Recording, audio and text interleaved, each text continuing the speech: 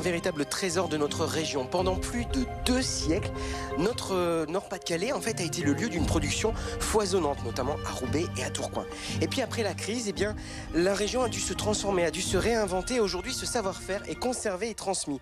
Agenais, un atelier familial, a décidé de faire revivre l'art délicat de la broderie. Bonjour Léonore, bonjour Catherine. Bonjour. Bonjour. Merci de nous accueillir chez vous dans votre atelier Instant Brodé. Pourquoi est-ce que vous avez eu envie de créer votre atelier de broderie? Alors, j'étais dans le souhait d'une reconversion en fin de carrière professionnelle de pharmacien.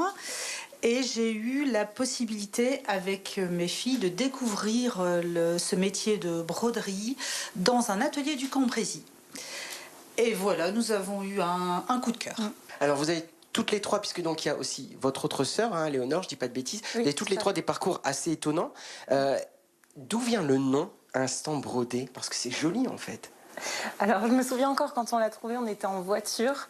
On essayait de. En fait, on voulait vraiment traduire qu'on voulait, on voulait véhiculer des émotions. On voulait transmettre que la broderie, c'était pas que quelque chose sur un textile, il y avait du toucher, il y avait du vécu. En plus, on peut faire passer des merveilleux messages. Donc, on voulait vraiment transmettre ça. Et on s'est dit que finalement, on allait broder des instants, qu'on allait broder des souvenirs, broder des émotions. Et donc, Instant Brodé est venu comme ça. Et on a toutes les trois validé et on ne regrette pas du tout. Oh bah, il ne faut pas regretter, jamais regretter. Donc, vous brodez des instants pour nous.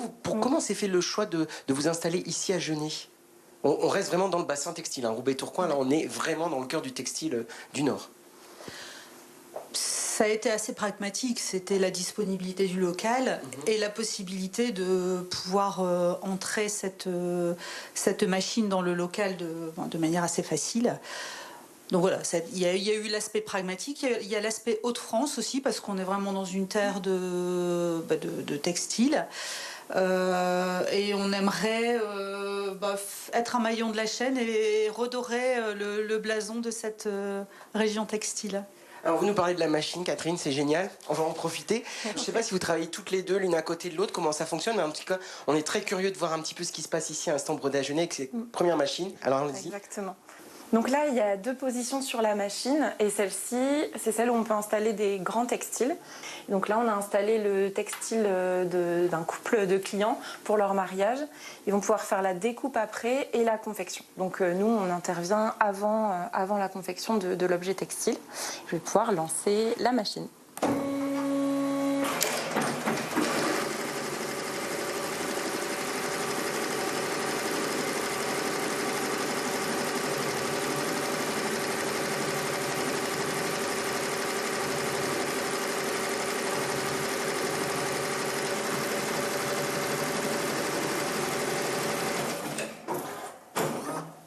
Là, ça y est, c'est fini et on reprend le relais. Elle ne peut pas tout faire toute seule. Oui, c'est ce que j'allais dire. La machine travaille, mais il y a toujours l'humain qui est présent. Vous êtes toujours présente pour la machine. Exactement. Surtout que là, tout s'est bien déroulé en l'occurrence, mais il peut y avoir des casse-fils, la canette du dessous qui est terminée, qui est vide. Bon, il y a toujours bien sûr une assistance.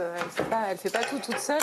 Et c'est ce qui nous a vraiment plu dans ce métier, c'est qu'il y a un mélange d'artisanat et de machines, de numérique. Parce que là, il y a la machine, et il y a tout l'aspect logiciel, puisque les petites fleurs que vous voyez, il faut les programmer sur l'ordinateur. Voilà. Et donc ça, on pourra l'envoyer au client, il pourra faire ses petites découpes et en faire les décorations, en l'occurrence, pour mettre sur les bougies. Donc, il y en a une nouvelle qui arrive prochainement, enfin une deuxième, pardon. Oui. La même chose, même taille, même proportion? Alors, bien plus grande. En fait, ça, il faut considérer que c'est une tête. Et la prochaine, elle en aura 8, qui seront écartées d'à peu près 40 à 50 cm. Donc ça va être une machine de 4-5 mètres de long.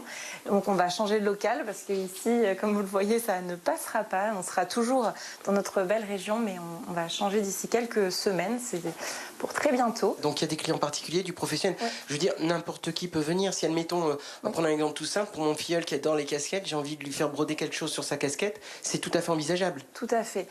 Sur les particuliers, on a normalement on demande qu'il y ait minimum 4 unités, par exemple 4 casquettes, oui. ou 4. Mais au local, on n'a pas du tout cette règle. En plus, il y a ce côté sympa. Le client, il peut venir, il dépose son article, ou on fournit aussi, on fait les deux. Et ça, en plus, on adore parce que c'est la relation client qui est une partie super chouette du métier. Sur la machine, il y a déjà des bobines installées. C'est le client qui choisit les couleurs parce que si on regarde là derrière, il y a combien de couleurs au total? Vous avez combien de couleurs en fait? Là, il y a un peu plus de 330 nuances. Donc des coloris différents, il y a des effets différents également, du fil métallisé, du fil pailleté, du fil dégradé. Donc c'est le champ des possibles, le client il trouve toujours son bonheur, quoi. Je vous coupe, je suis désolé parce que vous parlez des différents fils et ça il faut le dire et c'est important parce que quand on évoque le textile on pense à la fast fashion, les problèmes pour l'environnement, mais pas vous, parce que vous avez fait le choix aussi de fils sans plastique et biodégradables. Exactement, c'est un choix, c'est un positionnement. Il nous tient à cœur de travailler avec du fil biodégradable, également appelé viscose. Là, ils sont tous, toutes les bobines, vous avez toutes les couleurs ici. Vous avez aussi un nuancier, Léonore, si je dis pas de bêtises. En fait, exactement, ça correspond tout à fait à la plaquette un peu plus papier, on va dire. Donc ça, c'est ce qui est transmis au client. On peut aussi lui envoyer les photos de notre nuancier réel, comme on peut dire. Mais le client a ça. Récemment, Léonore, mais je sais que comme on a déjà un peu discuté, je vais me faire taper sur les doigts, je me suis mis exprès à côté de maman. Vous avez remporté dans un concours régional la médaille de bronze pour le concours The Choice, mais avant il y en avait une autre. Oui, il y avait la médaille d'or au niveau départemental. Et voilà, et je suis très fière de ma fille. Voilà, c'est pour ça que je voulais quand même le dire, c'est important. Ça change quoi d'avoir cette reconnaissance qui vient du département, qui vient de la région? Qu'est-ce que ça apporte à Instant Brodé en fait? Alors déjà, ça apporte de la confiance parce que c'est un concours de pitch, donc il a fallu qu'on travaille sur notre discours. En 3 minutes, comment présenter notre aventure. Ça, c'était pour les départementales. Puis en 5 minutes, avec une thématique autour du cinéma, de la musique. Donc ça a apporté de la confiance. Nous, quand on vit cette aventure au quotidien, on sait que c'est une belle aventure. Mais quand les gens viennent nous voir et qu'ils nous disent « c'est beau ce que vous faites, c'est une belle aventure familiale, c'est incroyable ce que vous faites », nous, on a un petit peu de mal à s'en rendre compte finalement. Donc ça a été vraiment... c'était une super aventure. Donc il n'y a pas eu la médaille d'or, mais en même temps, les concurrents, ils étaient incroyables aussi. Donc c'était mérité. C'était un très beau concours. La dernière question, c'est pour maman. Oui. Pas maman, moi, hein, je vous rassure. Avec Instant Brodé, est-ce qu'on peut dire, Catherine, qu'avec vos filles, vous souhaitez participer justement de cette transmission d'un savoir-faire de notre région? Mais c'est exactement ça. L'idée de départ était de reprendre un savoir-faire et donc là nous avons créé l'activité et la transmission. Et ben voilà. Moi je suis rassurée, je pourrai partir en retraite dans quelques années, l'esprit tranquille.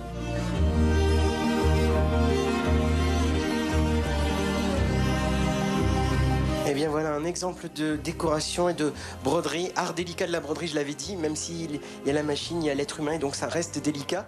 Et pour transmettre ce savoir-faire, il y a donc ici avec vous Instant Brodé. On vous l'espère donc auprès de vos filles et puis pour la suite transmettre. Et puis il y a aussi un lieu essentiel qui revient sur l'histoire du textile dans la région, c'est à la Manufacture et c'est à Roubaix forcément.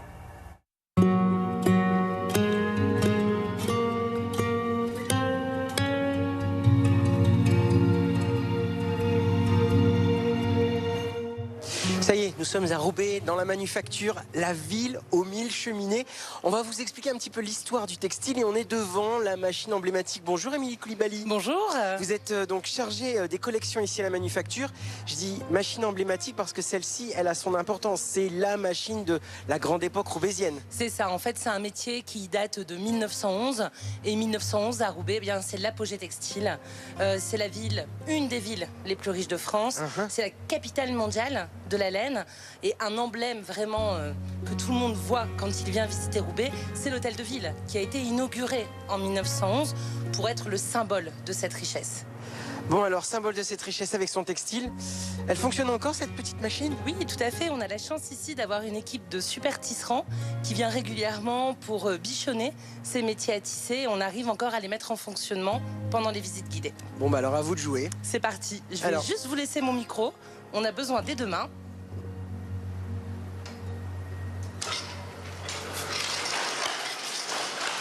Émilie, là, le tissu qui est en train d'être créé, c'est une véritable création. C'est pas juste pour le décorum, en fait. Non, non, ça, c'est un tissu jacquard. Le motif apparaît grâce à la programmation des cartes. C'est un système binaire. Un plein, un trou va indiquer au fil s'ils doivent ou non se lever. Et ça, c'est un tissu qui était utilisé pour faire l'intérieur de bagagerie haut de gamme. Alors, pour mieux s'entendre, on va l'éteindre. Tout à fait, ça va faire du bien. Oui. Ce bruit-là, c'était multiplié par combien? Alors ça dépend des ateliers, mais ça peut facilement être multiplié par 50, 80, voire 100 machines qui fonctionnaient en même temps. On est sur 90 décibels. Ah oui, quand même. On est donc dans une ancienne manufacture. On va remonter le temps. Oui. On va remonter à le premier métier à tisser. Et lui, là, il fait beaucoup moins de bruit puisqu'il... Ça va être beaucoup plus tranquille.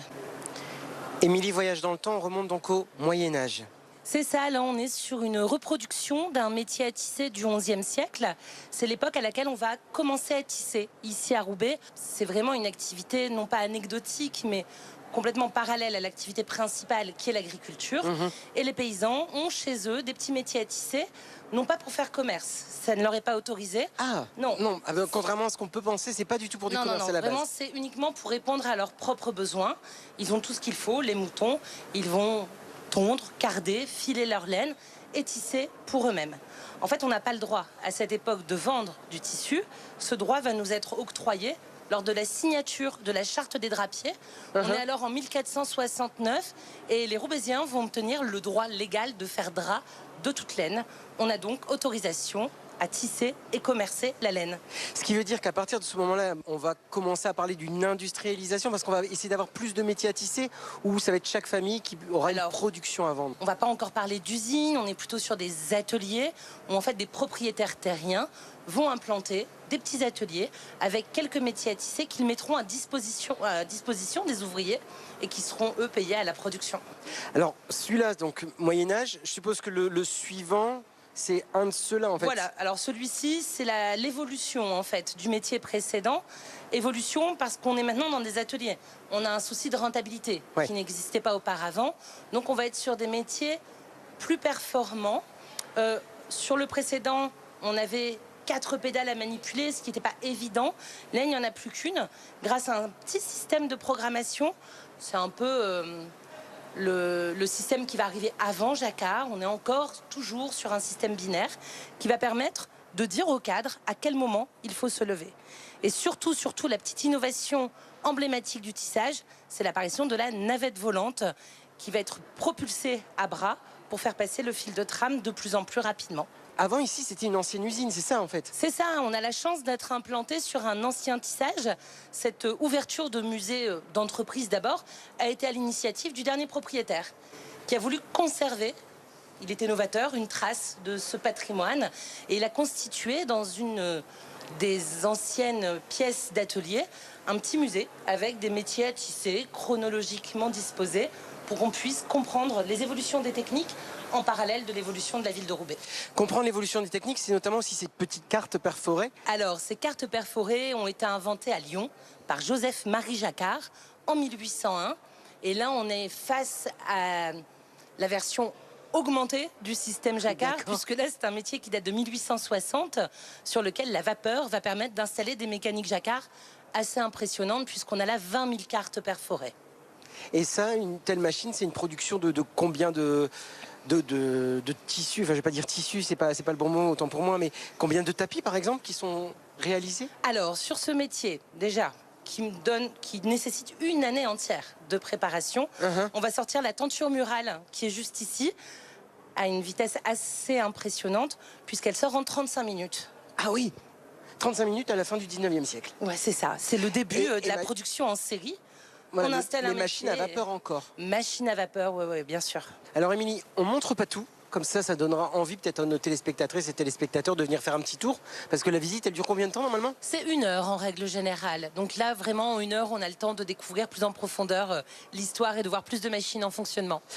Comprendre l'histoire de l'essor du textile ici à Roubaix jusqu'au bout, c'est-à-dire jusqu'au déclin. Vous n'éludez pas la question du chômage parce que là, on est devant celle qui marque peut-être la fin de l'essor textile chez nous, en fait, c'est ça? Oui, oui, bien sûr, on n'élude absolument pas parce que c'est un sujet très, très important. Et c'est aussi pour ça que Roubaix est ce qu'elle est aujourd'hui, parce qu'il y a eu clairement un déclin. Là, on est sur un métier qui date de 1968, métier qui commence à devenir de plus en plus automatique. On a besoin de moins de main-d'œuvre. On va très rapidement avoir des grosses vagues de licenciements. Et ça va arriver dans un contexte économique difficile. On a le choc pétrolier, on a l'ouverture des douanes, et on est sur un déclin qui va s'amorcer sur une trentaine d'années. Déclin qui s'amorce sur une trentaine d'années, mais dont vous parlez aussi parce que Roubaix, c'est aussi un petit peu un laboratoire des nouveaux textiles et il y a un endroit où on voit justement tous les textiles qui sont utilisés aujourd'hui. On va y aller. Tout Comme à ça, fait. c'est notre dernier bond dans le temps. Exactement, allons-y. Si je dis que c'est un peu la dernière pièce, c'est parce que celle-ci s'appelle le textile d'aujourd'hui, c'est bien ça? Oui, c'est ça. Qu'est-ce qu'on y montre en fait? Pourquoi le textile d'aujourd'hui? Alors déjà, pour faire comprendre aux visiteurs que l'industrie textile, c'est pas terminé. Il y a encore des choses qui se passent sur le territoire. À Roubaix, notamment avec la formation, on a plusieurs écoles qui vont former. L'ENSAID, par exemple. Exactement, les ingénieurs textiles. On a également l'ESAT, ESMOD. On a le CETIN, qui est un centre de recherche sur les textiles innovants. Et on avait à cœur vraiment de parler de ce qui se passe aujourd'hui sur notre territoire et de valoriser également toutes ces entreprises qui existent encore. Et on a mis cet espace en place il y a quelques années où on présente des échantillons, des productions, que ce soit en matière de textiles techniques, haut de gamme, d'habillement. D'habillement, de protection. Voilà, exactement, oui. Parce qu'en fait, pour s'en sortir aujourd'hui, les entreprises doivent partir sur des niches techniques, haut de gamme, se démarquer et non plus faire des choses reproductibles, trop facilement concurrençables. Quand on parle de Roubaix aussi, la particularité de la manufacture, c'est que tous les ans, vous faites aussi un marché au tissu. Oui, c'est vraiment l'événement phare de l'année. C'est au mois de novembre, tous les ans. On a une quarantaine d'exposants en fait, de la région, de Belgique, qui viennent faire une grande vente au déballage pour les amateurs de couture, machines à coudre, librairie textile, mercerie. Vraiment, on trouve son bonheur au marché au tissu. Et puisqu'on est à Roubaix, je vous pose cette dernière question. Quels sont les liens qu'entretient la manufacture avec la piscine de Roubaix? Eh bien, des liens forcément bien plus importants aujourd'hui, puisqu'on est un musée municipal depuis 6 mois. Il y a aujourd'hui 2 musées à Roubaix, la piscine et la manufacture. On collabore étroitement. Et en plus, ce sont 2 lieux qui ont une histoire vraiment très proche, qui ont ouvert le même jour et pour lesquels on fête les 25 ans en commun cette année. Eh bien, on fêtera cet anniversaire-là. Vous verrez, si vous venez ici à la manufacture, il y a une photo de la piscine d'avant. Vous verrez. Comme ça, vous viendrez faire un petit tour. C'est très bien, Émilie, que vous m'ayez parlé du CETI parce que c'est la jolie perche. On va justement se rendre au niveau du CETI pour découvrir ce travail sur les nouveaux textiles, un petit peu tout ce qui est préparé. Mais avant, autre emblème, bien entendu, de la région autour du textile, on fait un petit tour autour de l'histoire de la dentelle de Calais.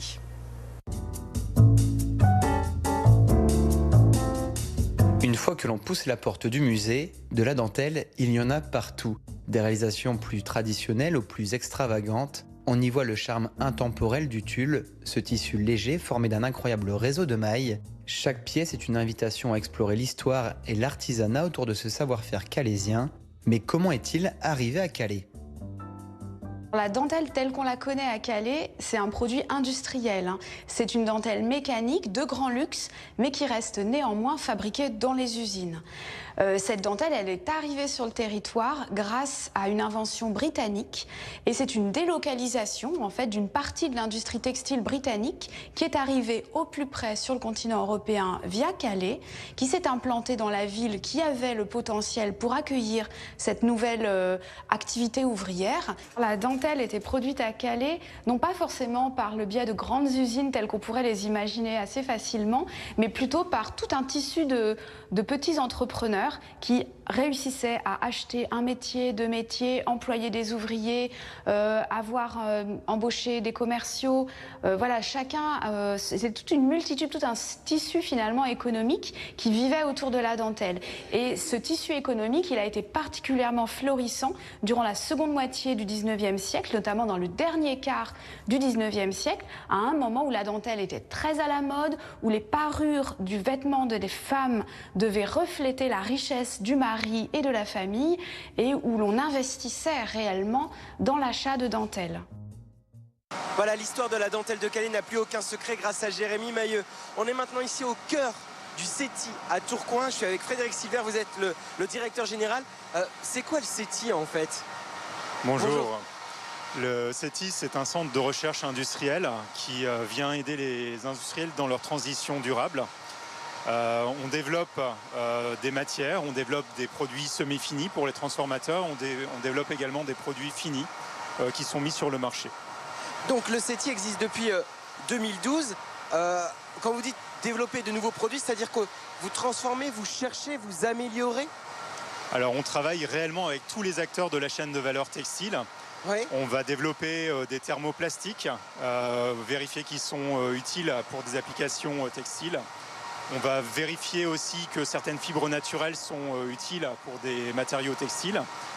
On va développer des nouveaux matériaux comme des non-tissés, des lingettes, des outils de filtration, des nouveaux filaments, des nouveaux fils et également en fait des étoffes, donc des tricots, des tissus. On peut prendre un exemple, par exemple, de justement ce que vous dites, de nouveaux matériaux qui pourraient être faits. Par exemple, quand on a discuté ensemble, cette tenue, SNCF, elle peut être transformée ou pas du tout? Parce que là, il y a énormément de composants dessus, c'est ça? Ah oui, alors ça, c'est le casse-tête, c'est un des casse-têtes qu'on peut avoir dans les projets qu'on a de valorisation de déchets textiles. Un EPI, en fait, c'est très complexe parce qu'il y a différentes couleurs. On va avoir des coutures qui sont cachées, des rivets. On va également avoir des velcro. Et quand on recycle, souvent, ce qu'on va chercher à faire, c'est non seulement de trier par composition, oui, mais aussi par couleur. Là, on voit bien que d'un point de vue industriel et économique, séparer l'ensemble de ces textiles est très difficile. Donc, on a fait une proposition de développement qui consiste à faire un produit non tissé, où on va utiliser que des procédés qui sont des procédés industriels. Et on est capable de sortir un produit d'isolation qu'on est capable d'intégrer dans un train. Voilà, donc on aura bouclé la boucle, on part de l'EPI du personnel SNCF et on vient isoler les trains. En fait, si je grossis un peu le trait, pour le CETI, est-ce qu'on peut parler de trois grands axes en fait? C'est-à-dire du recyclage à la base, et puis après du biosourcé, et puis on terminerait avec faire aussi bien, mais avec moins. C'est un peu ça en fait. Oui, voilà, très schématiquement. Hein. Très schématiquement, mais c'est bien résumé. En fait, on a trois grosses activités. La première, ce qui est lié au recyclage, parce qu'on a beaucoup en fait d'enjeux au niveau régional, national, mais même européen, oui, sur le traitement des déchets textiles.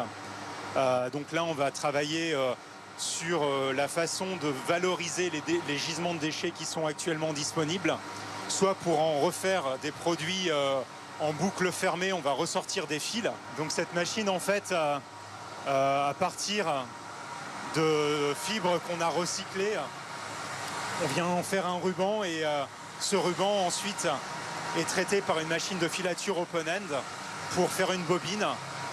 Et une fois qu'on a fait cette bobine, on va venir vérifier si on est capable d'en faire une étoffe, c'est-à-dire un tissu ou un tricot, en utilisant nos outils de prototypage. Et comme ça, on boucle la boucle. Alors là, avec cette machine, le fil qui est préparé, après, il est exploitable, utilisable, ou c'est vous montrez le projet et pour un industriel qui veut l'utiliser, il saura comment faire après? Alors nous, en fait, ce qu'on fait, c'est on fait un développement, c'est-à-dire qu'on va montrer à un industriel la solution qui lui est possible de mettre en œuvre. Et une fois le développement fini, on va opérer un transfert industriel vers un industriel qui a un outil de production bien plus grand que le nôtre. Et en général, avec ce type de machine, le transfert industriel se fait juste par passage de clé USB. D'accord. Avec l'ensemble des réglages sur la clé. Ensuite, si on revient à votre question initiale, le deuxième axe pour nous, c'est le développement du biosourcé. Oui. Pour le développement du biosourcé, en fait, on va travailler toutes les fibres naturelles. En l'occurrence, sur la machine, ce qu'on voit ici, c'est qu'on a travaillé à la cotonisation du chanvre. C'est un mélange de coton et de chanvre avec lequel on va faire des bobines de fil pour des applications textiles, habillement. On va aussi travailler sur tout ce qui est biopolymère. Les plasturgistes vont développer des polymères et on va vérifier avec eux qu'on est capable de les filer pour faire des filaments et faire des vêtements de l'habillement ou en faire des non tissés comme les lingettes à nouveau ou les produits de filtration.